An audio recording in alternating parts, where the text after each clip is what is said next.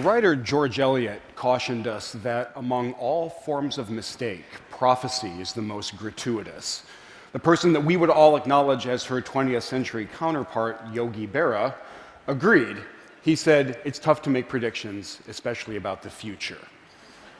I'm going to ignore their cautions and make one very specific forecast. In the world that we are creating very quickly, we're going to see more and more things that look like science fiction and fewer things that look like jobs. Our cars are very quickly going to start driving themselves, which means we're going to need fewer truck drivers.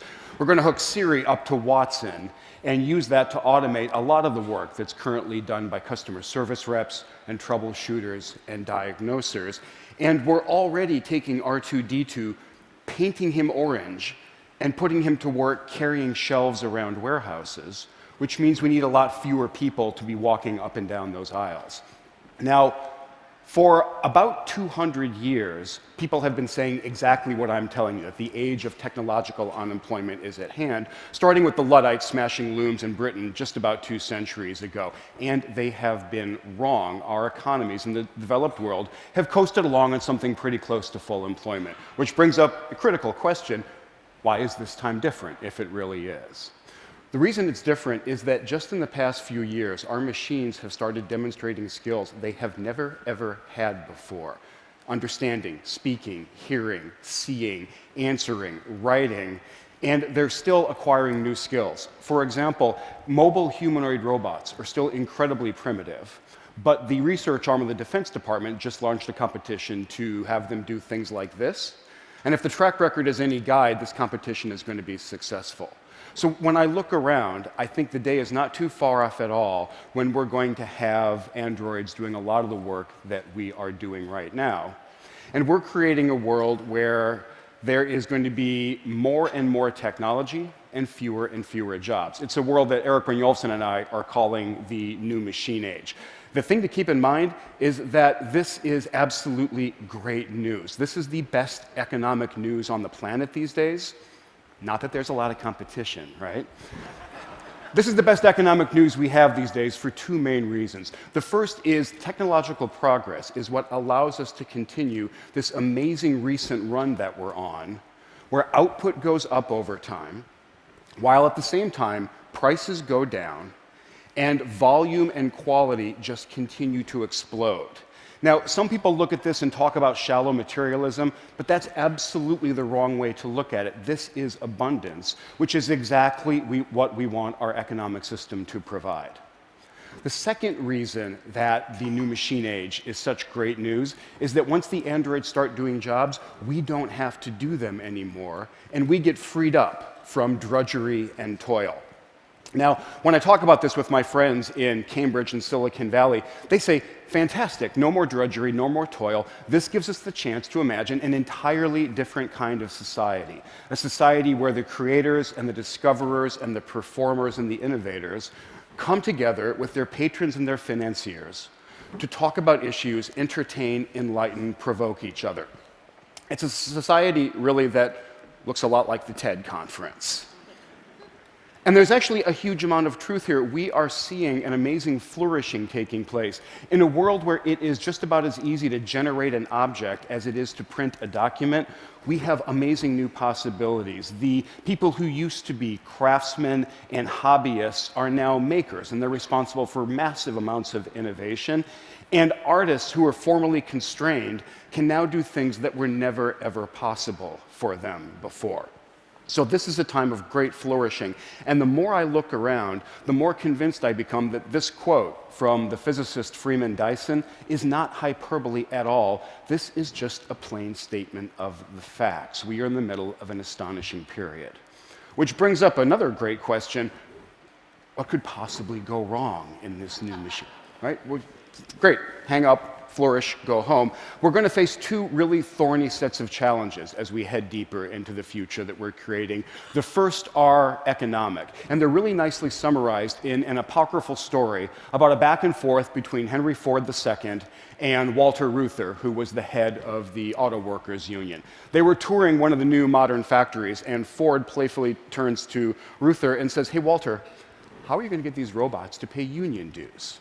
And Reuther shoots back, "Hey, Henry, How are you going to get them to buy cars?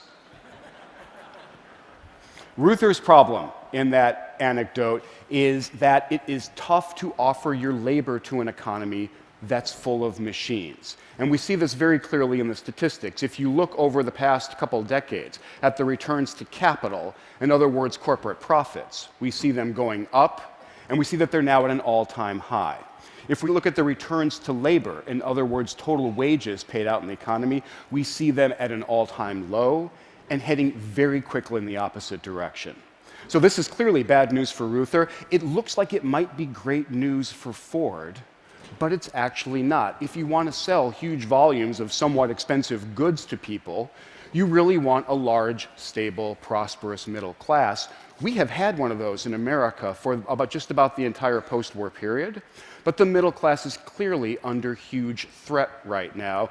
We all know a lot of the statistics, but just to repeat one of them, median income in America has actually gone down over the past 15 years. And we're in danger of getting trapped in some vicious cycle where inequality and polarization continue to go up over time. The societal challenges that come along with that kind of inequality deserve some attention. There are a set of societal challenges that I'm actually not that worried about, and they're captured by images like this. This is not the kind of societal problem that I am concerned about. There's no shortage of dystopian visions about what happens when our machines become self-aware and they decide to rise up and coordinate attacks against us.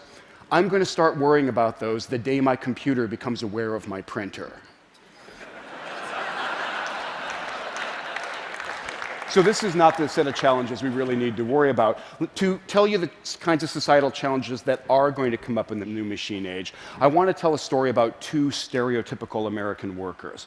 And to make them really stereotypical, let's make them both white guys. And the first one is a college-educated, professional, creative type, manager, engineer, doctor, lawyer, that kind of worker. We're going to call him Ted. He's at the top of the American middle class.